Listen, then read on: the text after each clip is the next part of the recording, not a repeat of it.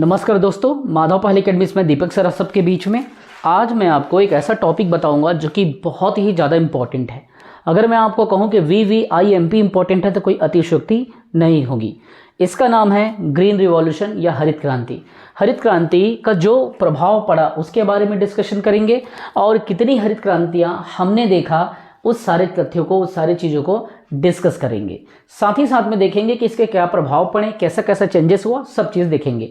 लेकिन सबसे पहले मैं ये बताना चाहता हूँ कि जो हमारा ब्रांड एप्लीकेशन जिसे हम अफिलेटेड हैं, जिस कंपनी से जिसे हमारा ऑनलाइन एप्लीकेशन चलता है, उस एप्लीकेशन के द्वारा टॉप एजुकेटर का अवार्ड मुझे मिला है। हर साल मिलता है, लगातार 2 साल हो गए। पिछले साल मिला था, इस साल भी मिला है। बेस्ट मतलब स्टूडेंट चॉइस अवार्ड मिला है। आप इसको देखे भी होंगे ग्रुप में और कम्युनिटी पोस्ट में भी यूट्यूब में आप देखे होंगे। ठीक है, तो ये क्यों मिलता है? तो ये इसलिए मिलता है आपके क्वालिटी कंटेंट के कारण, जो स्टूडेंट्स को पसंद आता है तब ये अवार्ड आपको मिलता है। और ये खुशी की बात है कि बच्चों को ये चीज़ हमारा पसंद आता है। चलिए मुद्दे की बात करते हैं। ग्रीन रिवॉल्यूशन की जब बात आती है तो मैं आपको ध्यान से याद रखना कि जितने भी हरित क्रांति के प्रकार हैं उसको बताऊंगा। और ये राज्य के साथ साथ केंद्र के पेपर में भी आता है और साथ ही साथ में कृषि विभाग के सारे एग्जाम में इसको देखने को आपको मिल जाएगा। मंडी विभाग में भी देखने को मिलेगा, क्योंकि हरित क्रांति का संबंध क्या है? फसल से है और किसान से है। चलिए मुद्दे की बात करते हैं। 1960 के दशक की बात कर रहा हूं, जब ग्रीन रिवॉल्यूशन आया पहली बार। तो ग्रीन रिवॉल्यूशन में क्या चीज़ देखने को आपको मिला, क्या चीज़ें आपको यहाँ पे समझने को मिला, इन सभी तथ्यों पे आप यहाँ पे क्या करेंगे? डिस्कशन करेंगे। सबसे पहले 1960 की बात है। यूएस में एक वैज्ञानिक थे जिसका नाम था नॉर्मन बोरलॉग। अगर मैं पूरा नाम अगर बताने की बात करूं, इसका नाम था Norman Ernest Borlaug.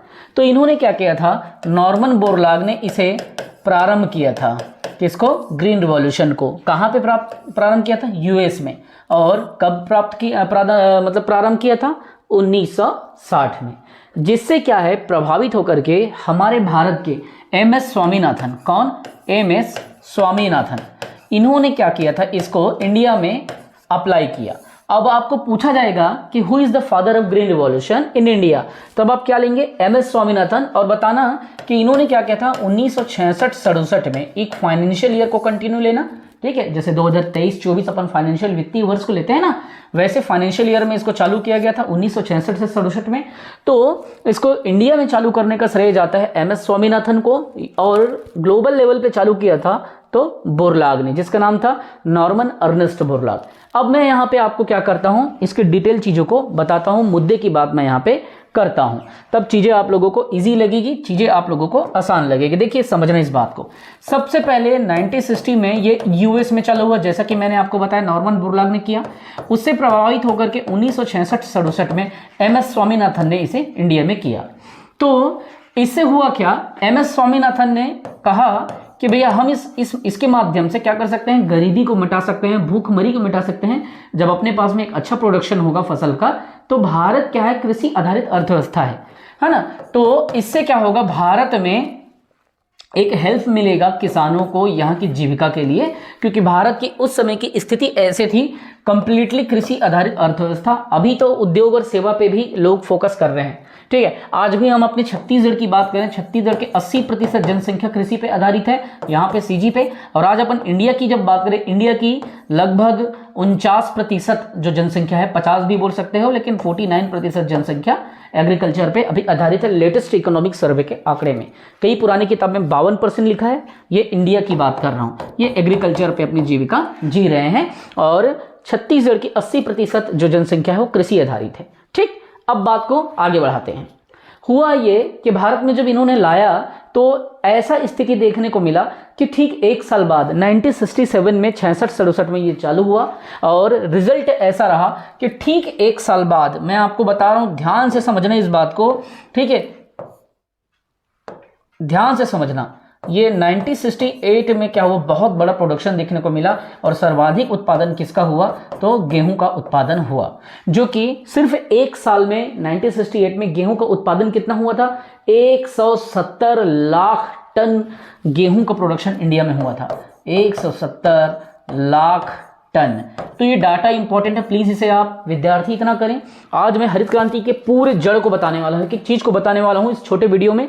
Please note करते जाएं यार, इतना मेहनत से मैं क्लास लाया हूं आपके बीच में, क्योंकि पता है मैं आपको टाइम पास करता नहीं, मैं पूरी एनर्जी आपको पढ़ाने में लगा देता हूँ। और अगर आपको मेरा पढ़ाना पसंद आता होगा, आपको हमारा एक्सप्लेन करना समझ में आता होगा, सही लगता होगा आपको हमारा टीचिंग स्किल, तो आप प्ले स्टोर में जाकर के माधव पहल अकेडमी का MPA का एप्लीकेशन आप डाउनलोड करें।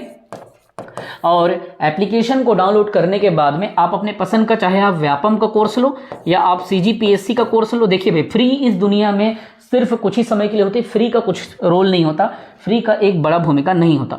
अगर आप CGPSC का कोर्स लेते हैं तो हम क्या करेंगे, आपको व्यापम का, CG व्यापम का भी कोर्स इसमें हम क्या करेंगे, आपको इंटीग्रेटेड प्रोग्राम है ये हमारा, इसमें हम PSC के कोर्स के साथ साथ व्यापम के भी कोर्स देंगे।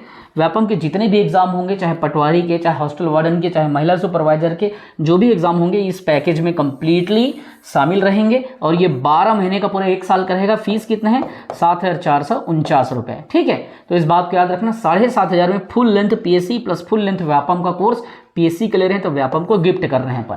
लेकिन केवल अगर आप व्यापम का लेंगे, जिसमें व्यापम के कंप्लीटली CG व्यापम में जितने भी एग्जाम होंगे, अगर आप इसका बस लेंगे, PSC का नहीं लेना चाहेंगे, तो ये 4,449 रुपये आपको देने को मिलेगा। मतलब 4,500 अगर मैं मोटा मोटा शब्दों में अगर कहूँ तो इसको आप 4,500 रुपया मान सकते हो। 4,500 में पूरे फुल लेंथ व्यापम का कितने क्लासेस रहेंगे सर, तो इसमें रहेगा लगभग 700 क्लासेस।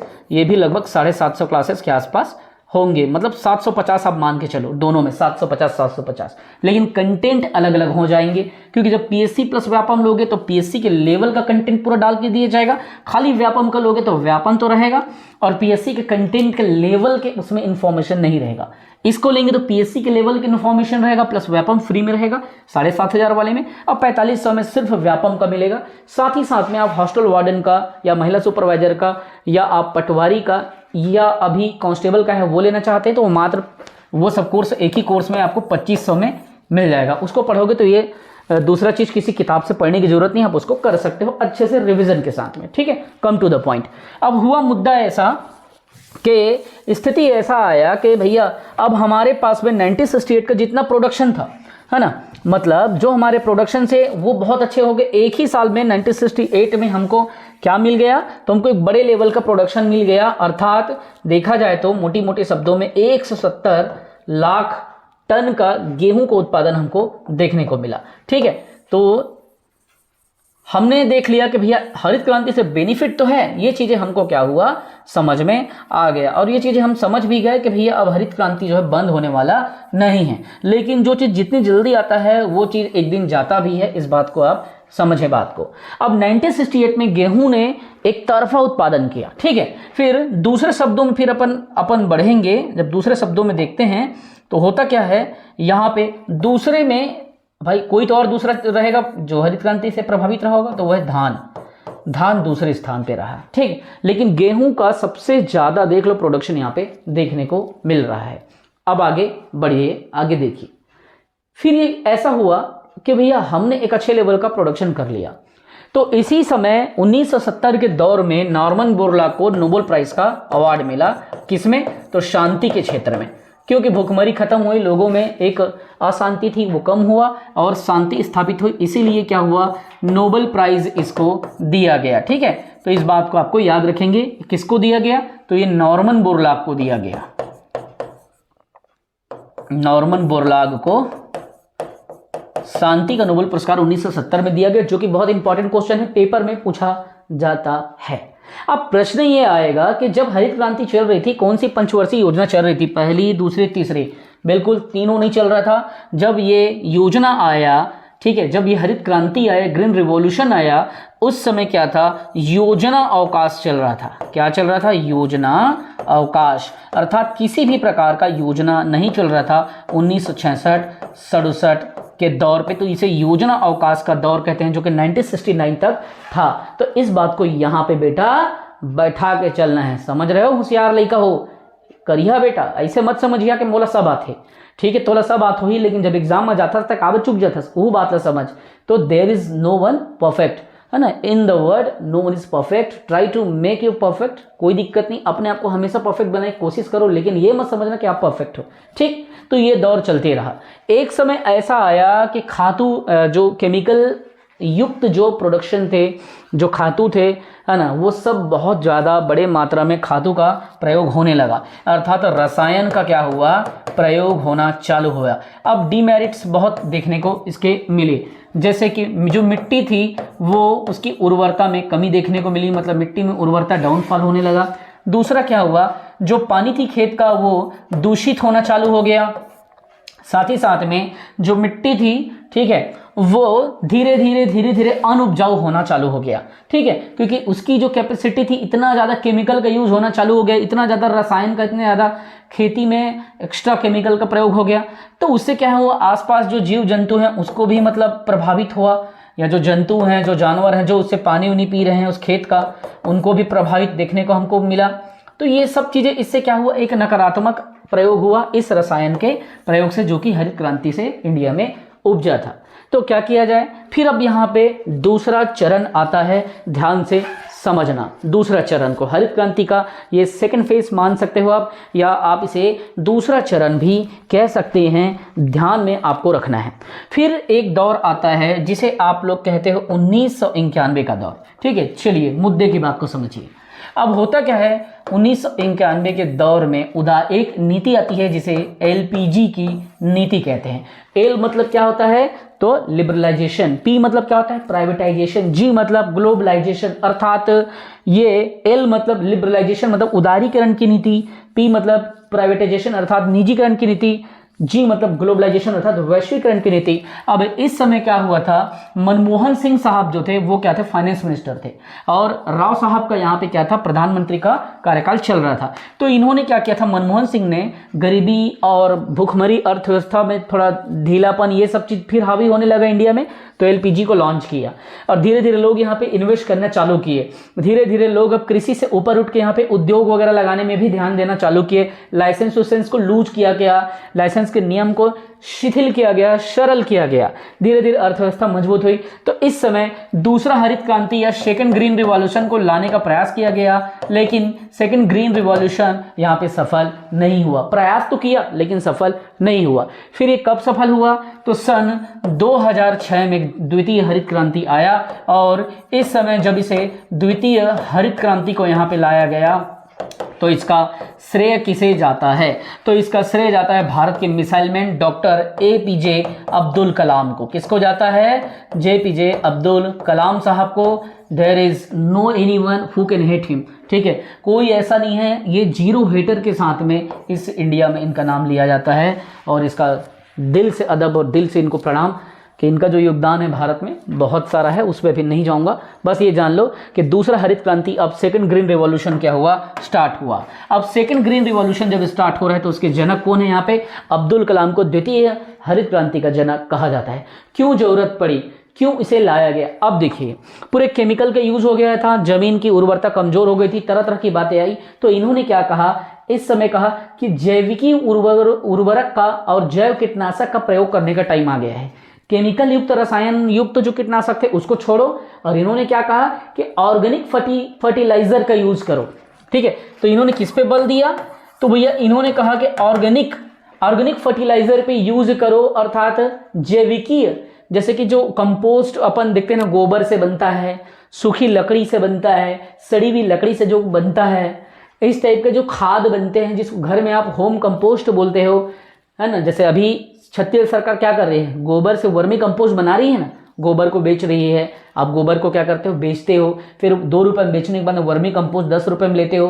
फिर अभी गौमूत्र का भी गवर्नमेंट क्या करे, खरीदी कर रही है। तो इस तरीके से सब वर्मी कंपोस्ट है, जिससे क्या होता है, बिना केमिकल का प्रोडक्शन होता है, ठीक है। तो ये चीज़ें इन्होंने कहा कि हमको जैविकी उर्वरक का प्रयोग करना है, मतलब बायो फर्टिलाइजर का या ऑर्गेनिक जो एग्रीकल्चर होता है उसको बढ़ावा देना है। तो जैविकी खेती को यहाँ पे बढ़ाया दिया गया, या ऑर्गेनिक फर्टिलाइजर को यहाँ पे बढ़ावा दिया गया, ऑर्गेनिक खादों को बढ़ावा दिया गया जो खेत को नुकसान ना करे। इसीलिए हरित क्रांति के पहली कमियों को दूर करके हरित क्रांति की इस दूसरी कमी में जैविकीय उत्पाद पे बल मिला, ठीक है। तो यहाँ पे क्या हुआ, इसको कहा कि ये जो है सभी फसल पे लागू होगा और कृषि के सभी उत्पादों पे लागू होगा। तो इन्होंने यहाँ पे ऑर्गेनिक मतलब फर्टिलाइजर पे बल दिया। ठीक है, ऑर्गेनिक फर्टिलाइज़र पे, और जो एग्रीकल्चर से जितने भी फसल हैं सभी फसल वहाँ पे इसको अप्लाई कर दिया। तो उस समय धीरे धीरे स्थिति सुधरने लगा। और याद रखेंगे इसको क्या कहा जाता है, तो इसे कहा जाता है, ये क्या था, एक नाम दिया गया। इस क्रांति को जब दूसरी बार लॉन्च किया गया तो इसे सदाबहार क्रांति कहा गया। क्या कहा गया? हरित क्रांति को सदाबहार क्रांति कहा गया। तो डियर स्टूडेंट, अगर आपको मेरा पढ़ाना पसंद आया, अगर आपको मेरी टीचिंग स्किल समझ आई, याद रखेंगे बच्चों, कुछ भी एग्रीकल्चर से आए चाहे ना आए, अगर आप हरित क्रांति को अच्छे से डील करते हैं, यकीन मानिए यहाँ पे मैंने दोनों क्रांति को बताया, पूरे एक एक तथ्य को डील किया, तो ये चीज़ बहुत ज़्यादा इसका प्रभाव आपको देखने को मिलेगा। ठीक है, सबसे ज़्यादा हरित क्रांति से प्रभावित जिस फसल पे देखने को मिला वो पहला फसल क्या था? वो गेहूं था। गेहूं में बहुत ज़्यादा इफेक्ट इसको देखने को मिले थे, है ना। 170 लाख टन का प्रोडक्शन हुआ और पंजाब में बहुत ज़्यादा एक बड़े रूप में गेहूं का उत्पादन होना चालू हो गया। पंजाब, उत्तर प्रदेश, ये सब एरिया में इफेक्ट इसका पड़ा। तो जितना मैंने समझाया, जितना मैंने पढ़ाया, आई होप कि वो आप लोगों को पसंद आया हो, और पसंद आया होगा तो कमेंट करके अपनी उपस्थिति जरूर बताएं कि हरित क्रांति में जो हमारे किसान भाई लोग जो उत्पादन कर रहे हैं उससे क्या क्या क्वेश्चन पूछा जा सकता है, किस पे ज़्यादा इस हरित क्रांति का प्रभाव पड़ा, आप कमेंट करके बताएं। सर्वाधिक प्रभाव किस फसल पर पड़ा हरित क्रांति का, और दूसरा फसल किसने लाया, ये दोनों का क्वेश्चन आप अगर वीडियो देखे हो, दोनों का आंसर आप दो कि दूसरा हरित क्रांति को लाने का श्रेय किसको जाता है, और पहले हरित क्रांति में जब स्वामीनाथन ने लाया था तो इसका प्रभाव किस फसल पे सर्वाधिक पड़ा। ठीक है, डिस्क्रिप्शन में तुरंत जाएं और वहां पे एप्लीकेशन को तुरंत डाउनलोड कर लें। अगर डाउनलोड नहीं करोगे तो आप ही चुकोगे। क्यों? क्योंकि कुछ फ्री कंटेंट भी उसमें दिए गए हैं। मैं ये नहीं कहता कि आप मुझसे ही कोर्स लो, मैं ये कहता हूँ आप जहाँ भी हो, जैसे भी, बस पढ़ते रहो, कहीं तो पढ़ो। पढ़ने का अपना एक अलग मजा है, क्योंकि मिडिल क्लास को आगे बढ़ाने में इससे बड़ा कोई दूसरा औजार मिडिल क्लास के पास नहीं है। सिर्फ एजुकेशन ही एक औजार है जिससे मिडिल क्लास कहाँ से कहाँ पहुँच सकता है।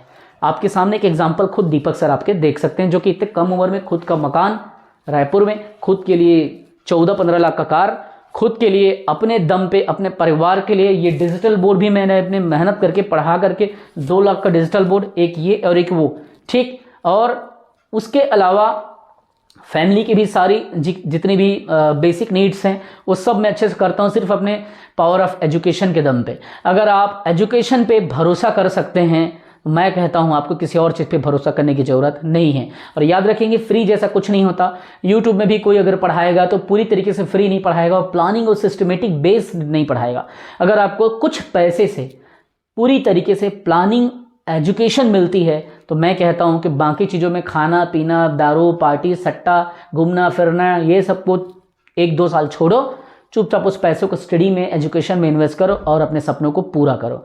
मुझे पूरा भरोसा है, अगर आपने जितने हमारे क्लास हैं उसको अच्छे से डील किया, एक एक क्लास को रिवीजन किया, एक एक क्लास को पॉइंट टू पॉइंट आपने दिमाग में बैठा लिया, 100% आपका एग्जाम निकलेगा। मैं ये दावा नहीं कर रहा हूँ कि आप हिच का निकलेगा, क्योंकि कुछ लोग ऐसे हैं कोर्स लेते हैं लेकिन पढ़ते नहीं। लेकिन अभी तक मुझे गर्व होता है कि मेरे 200 से अधिक बच्चे, 204 के आसपास बच्चे मेरे सेलेक्ट हो चुके हैं, जो कि मेरे को एक प्राउड फील कराता है।